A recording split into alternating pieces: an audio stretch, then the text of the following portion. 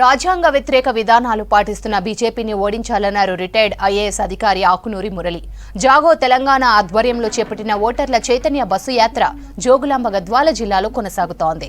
ఈ సందర్భంగా పట్టణంలోని అవుట్డోర్ స్టేడియం దగ్గర వాకర్స్తో మాట్లాడారు మురళి. రాజ్యాంగ హక్కులను, ప్రజాస్వామ్యాన్ని బహిరంగంగా అపహాస్యం చేస్తున్న బీజేపీ పార్టీకి బుద్ధి చెప్పాలన్నారు.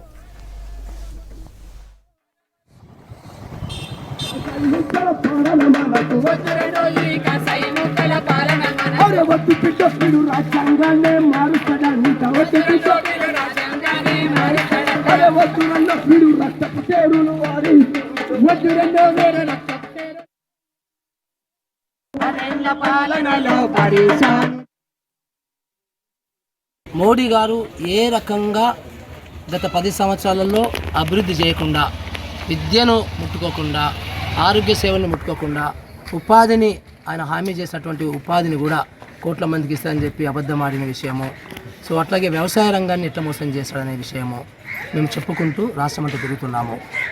మీరు మోడీ గారి స్పీచెస్ విన్నట్లయితే 10 సంవత్సరాల్లో ఏం చేస్తాడనే విషయం చెప్పడానే అబ్స్ట్రాక్ట్, అంతా అబ్స్ట్రాక్ట్. సో ఇప్పుడు కూడా ఆయన మేనిఫెస్టోలో కూడా అబ్స్ట్రాక్టే అంతా కూడా.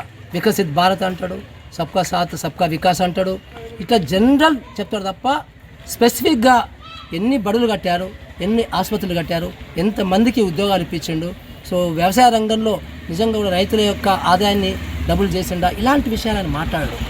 సో ఎంతసేపు పాకిస్తాన్ని బూచి చూయించి, ఆ పాకిస్తాన్ ఒక బలహీనమైన దేశం, సో దాన్ని బూచి చూయించి, లేకపోతే ఇంకేదో బూచి చూయించి ఓట్లు అడిగే పద్ధతి చాలా ప్రమాదకరమైన పద్ధతి. అంటే ఒక స్టేట్స్మెన్ లాగా ఉండాల్సిన ప్రైమ్ మినిస్టరు ఒక గల్లీ నాయకుల్లాగా మాట్లాడడం అనేది కరెక్ట్ కాదు. ఈ విషయాలు మేము చెప్పుకుంటూ రాష్ట్రం అంతా తిరుగుతున్నాం.